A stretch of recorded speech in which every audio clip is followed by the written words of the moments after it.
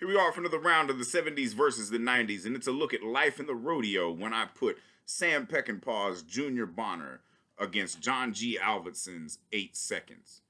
And this one was a hard decision to pick because both of these movies do a really good job with the materials. So first off, let's just dive right on into the nitty and the picky with Sam Peckinpah's Junior Bonner, which stars Steve McQueen as the titular character. And of course, he's a Junior Bonner. He's a rodeo star, that he's just, kind of living the hard life. The beauty of Sam Peckinpah was that he never shied away from the misery of life, what it was like to really just go after something. This definitely has all the kind of themes that a Peckinpah film has, and it's basically that opening credit sequence is pure Peckinpah, because it's very much does that whole intercut thing with, he kind of is struggling with the bull and stuff and all that stuff, and it has the great music by Jerry Fielding, and then it throws that the fucking song in there too.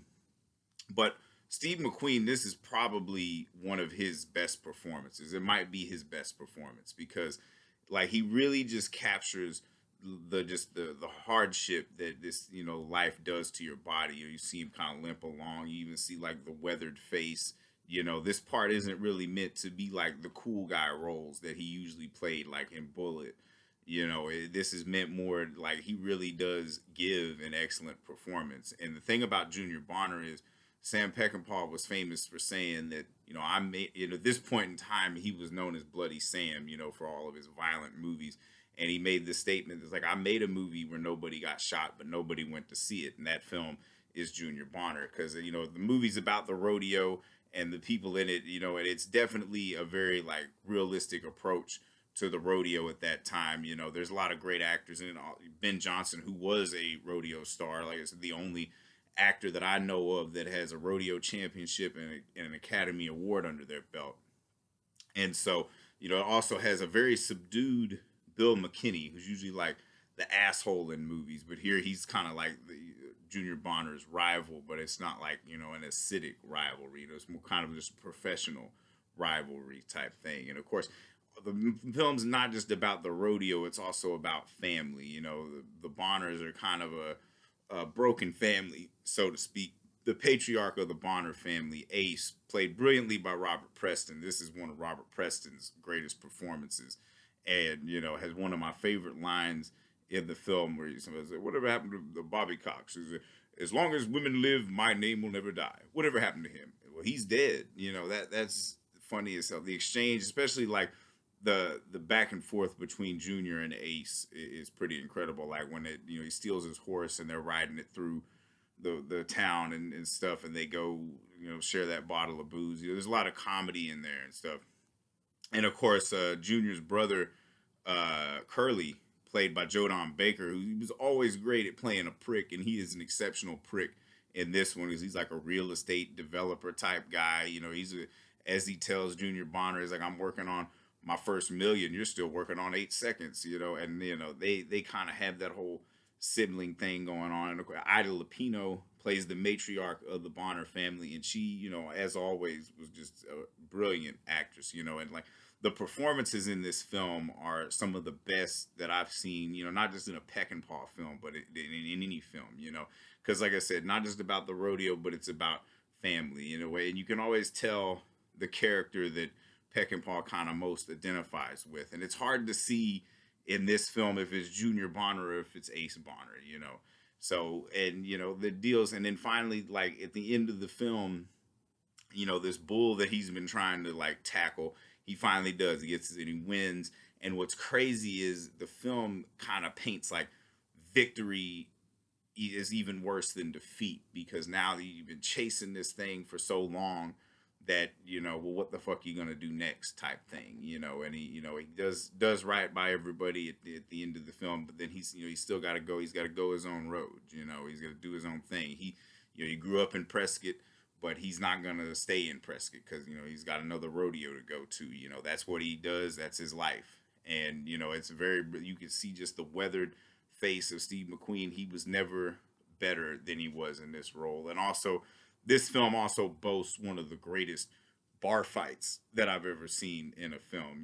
Just that the way Peckinpah cuts it, and then the most brutal stuff is really like the bull riding and the way that he presents it, not just the bull riding, but the rodeo itself. You know, Peckinpah was really good at capturing an atmosphere, and like everything in this film feels real, even like that the actors that are clearly Hollywood actors mold very well with like just what feels like real ass people. And so we move forward to John G. Alvinsen's 8 Seconds, which was it's just based off the true story of the rodeo legend Lane Frost, played brilliantly by Luke Perry. Luke Perry gives an exceptional performance, and his performance is easily the best one in the film. You know, the film itself tracks Lane from when he was a kid, dreaming of being a bull rider, to when he becomes a man and follows those dreams of being a bull rider. And he has his buddies Stephen Baldwin and I forget the name of the other dude that was in there. I don't know. I forget what the fuck his name was, but those two guys are brilliant. Almost brilliant though. They kind of have them as the side characters of just being saying the same shit, especially Stephen Baldwin. I mean, how many times that dude says they just think he hung the moon kind of gets fucking annoying. And Carrie Snodgrass plays Lane's mother. She's exceptional in the film, way better than James Rebhorn, who plays his father. The thing about this movie is it has it's very well done. John G. Avildsen was no slouch. He kind of there are moments in this film where it feels like the Rocky of bull riding. Of course, John G. Avildsen also directed Rocky, as well as the Karate Kid, but here, like the music itself is kind of lame too. Bill Conti, of course, very iconic film composer. The music in this shit is just kind of annoying at times. And one thing too, he doesn't capture. For me, he doesn't really capture the essence of the rodeo. Like he checks all the boxes, but he doesn't like put you right in there the way that Peckinpah does. But where a lot of these like films are like true to life shows that kind of fall short of is it's like the impact of what happens in it is usually more profound than what actually is shown in the film or how it's shown, because like even the reaction shots of the rodeo, it doesn't really have that. Like I said, the way Peckinpah edited Junior Bonner, it puts you right in there in the fucking rodeo and shit without even being there. And of course, the actress who plays the love interest, Cynthia Jerry, she's really good in the film too. When it's them in the romance, the ups and downs and all that stuff, that doesn't get too corny. They kind of do pretty well with that.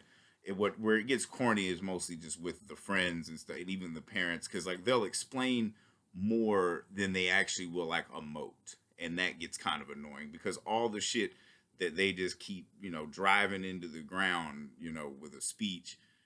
Peckinpah did that shit way better with his actors just by like just showing the fucking desperation and longing and just not really getting where you need to be and just constantly chasing after that dream.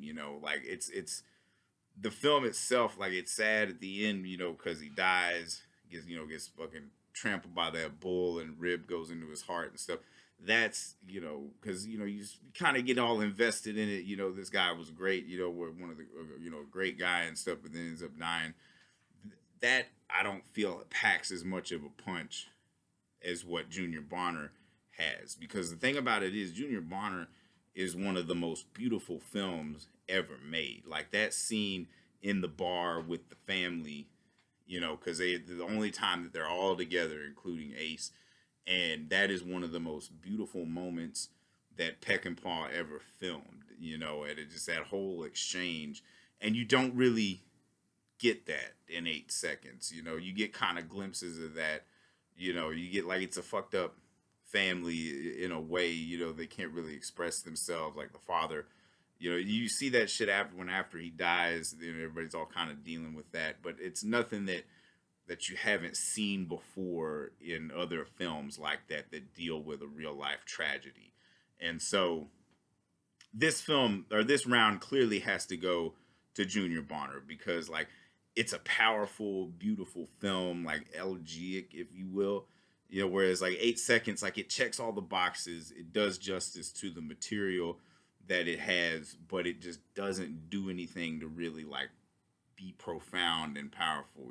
Whereas like Peckinpah, made this really beautiful, sensitive film about, how miserable it is to be in the rodeo, but also capturing why people do it. Like the draw of it. Like some people are just born to do certain things, and like Junior Bonner was born to be in the rodeo. Like 8 seconds kind of touches on that, but it just doesn't quite get there like Junior Bonner does. So for anybody keeping score, that is 68-53. 70s are up by 15 now, man. They are fucking smoking the 90s like nobody's business. So if I've said anything wrong, anything you disagree with, feel free to eviscerate me in the comments. This is all up for debate. This is just one asshole self-indulgent journey to see which decade is better, the 70s or the 90s, and it's looking like the 70s, I was right this whole time, the greatest decade in American filmmaking, even for the world. I mean, when you had directors like Peckinpah, who like just was at his peak in the 70s, like he did from the Wild Bunch to Cross of Iron, like he just had this insane run of films that like if any other director tried to do that at any other time, they would laugh him right out of the fucking studio. But he was able to capture this point in time, an alcoholic genius. I mean, he could just capture the misery of life and make it seem beautiful. Like just the fact that you make victory seem even worse than defeat. What other fucking movie has done that? And just do it in such a way that's been just has, and it ends on such a high note too, because like he uses the money to send his father to Australia so he can follow his dreams and shit.